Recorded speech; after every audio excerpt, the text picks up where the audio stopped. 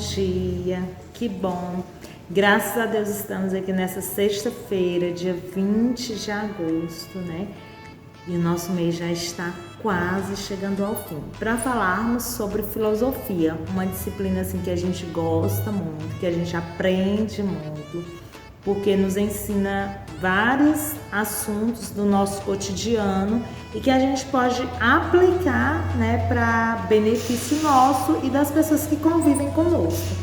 E então, na semana passada, nós trabalhamos, mas antes, nosso versículo, aquele que teme ao Senhor, ele possui uma fortaleza segura para os seus filhos.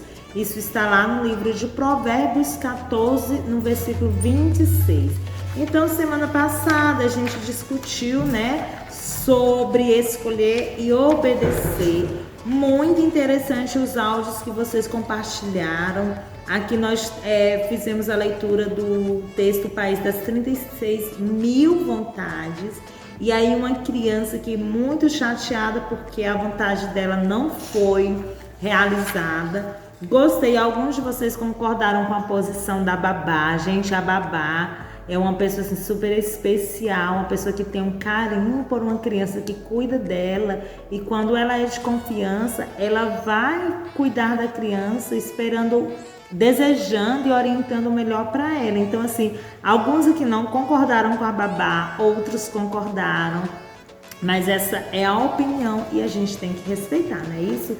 E vocês responderam a questão 1 e 2. E a questão número 3, ela ficou para você, né?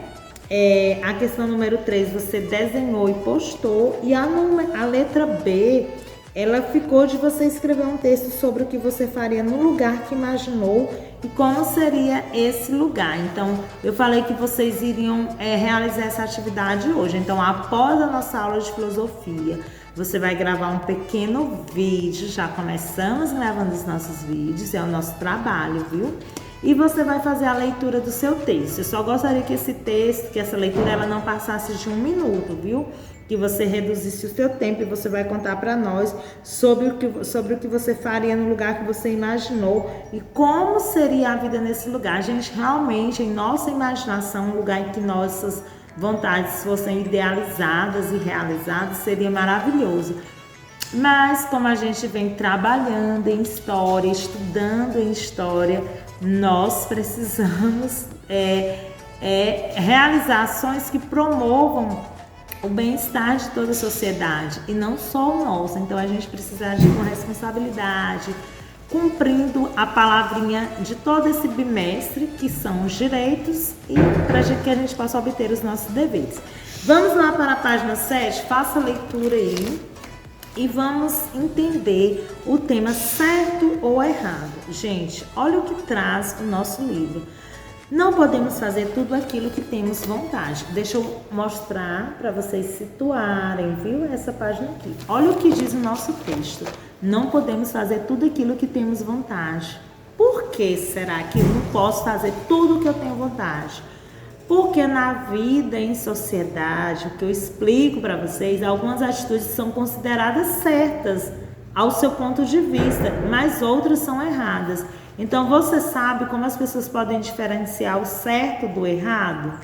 Como elas podem saber antes de agir e o que desejam fazer, se é certo ou se é errado? Será que nós temos noção quando, por exemplo, quando eu vou conversar com alguém, se eu proferir uma palavra de mágoa, será que no meu íntimo eu vou entender que eu estou ofendendo aquela pessoa, que eu estou...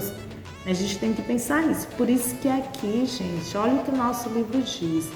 Conheça a solução encontrada por um importante filósofo que refletiu sobre esse problema. Gente, Immanuel Kant. Immanuel Kant entra hoje na vida do quinto ano B. Quando você chegar lá no fundamental, você vai ouvir falar sobre esse filósofo. Você vai ouvir falar no ensino médio. Quando você chegar na faculdade, eu sempre explico isso para vocês. Tudo que vocês aprendem aqui é importante para o futuro. Então vamos continuar, crianças. Olha o que ele interpretou sobre isso.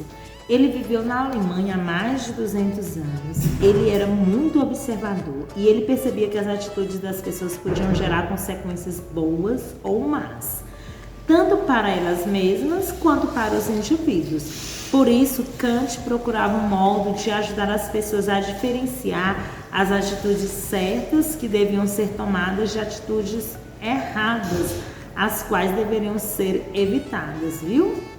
Na ilustração aí, nós vamos fazer a leitura dessa solução encontrada pelo filósofo.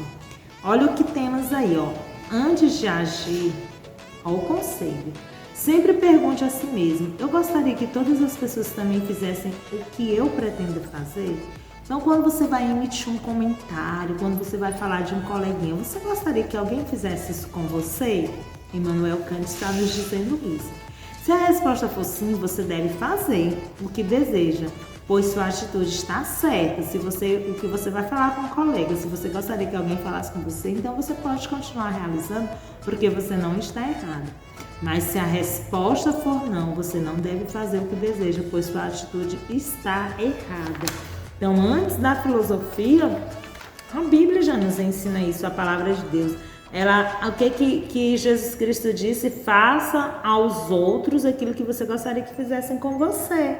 Então a gente sabe sim quando a gente está fazendo algo que prejudica o nosso próximo.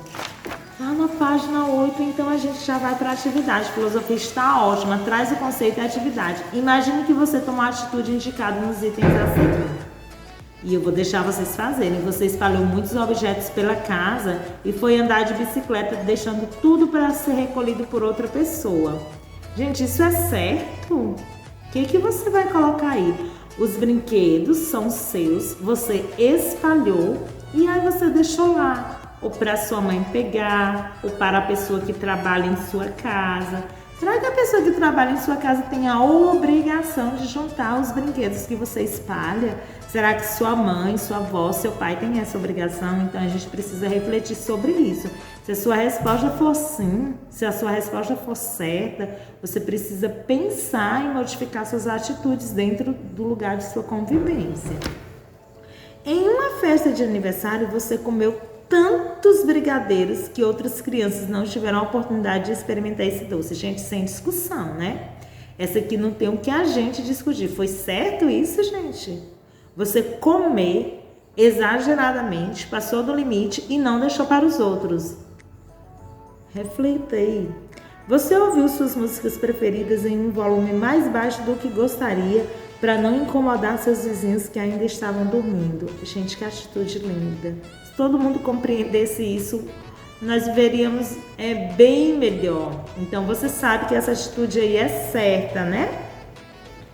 Gente, analisem essa. Você ofendeu um colega porque ouviu dizer que ele havia falado mal de você para outras pessoas. Você ouviu dizer, você não viu, ele não falou diretamente para você.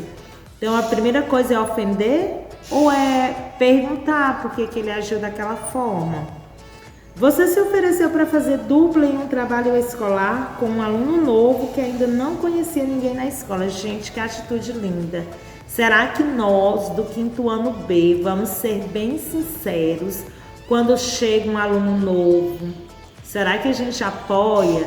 Será que a gente aceita ele em nosso grupo? Ou a gente fica excluindo a pessoa? Será que você já tem o seu grupinho formado e no seu grupo só entra as pessoas do seu grupo? Ou você é uma pessoa que convive bem com todos os colegas da sala, você não tem suas escolhas preferidas? Se não houvesse pandemia e a pessoa dissesse, senta com um colega tal, você iria numa boa? A gente precisa muito refletir sobre isso, crianças, sabe por quê? Porque às vezes nós criamos o nosso próprio grupo, nós não interagimos, nós julgamos, nós nos achamos mais capazes que o outro e isso não é certo, tá bom? Então, é um conselho que a gente precisa fazer. Boas convivências geram amizades e a gente precisa estar aberto para isso. Nós não podemos viver em um grupo fechado, em um grupo que só cabe 5 pessoas, 6, ou só cabe fulano e eu. Não precisa ser assim, a gente precisa expandir. Você mentiu para não levar bronca por ter feito algo que prejudicou outras pessoas. É certo isso, gente? Uma mentira, nós já estudamos em filosofia. uma mentira sempre leva a outra mentira. E aí vira um emaranhado de problemas que você não consegue sair. Então, e a mentira, ela sempre vai aparecer.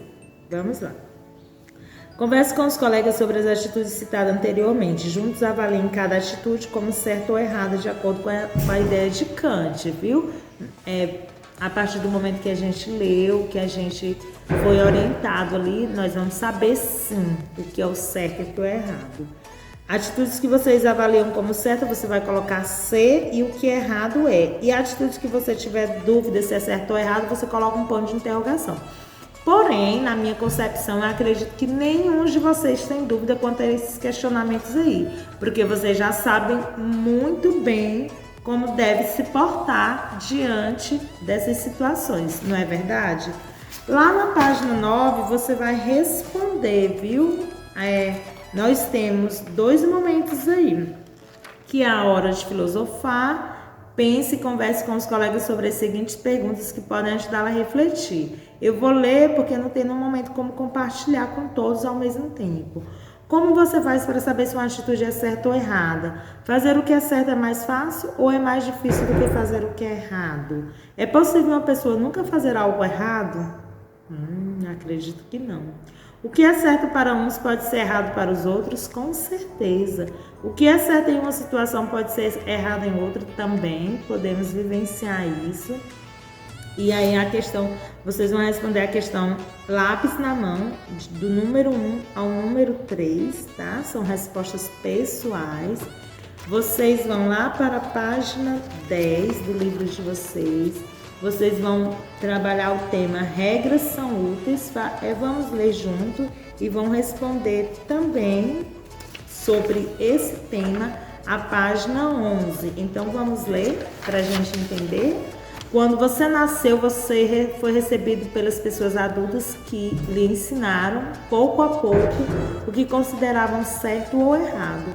E essas pessoas também lhe apresentaram regras para a orientação de suas ações. Com certeza, seu pai, sua mãe, eles orientam você a fazer o que é certo. Você pode até ter atitudes erradas, mas um pai, uma mãe, uma avó, uma tia, eles vão querer sempre que você exerça boas atitudes, principalmente dentro da escola, do grupo familiar, dos amigos. É tanto que quando vocês erram, como pais, como professores, como adultos, a gente logo incentiva vocês a pedirem desculpa.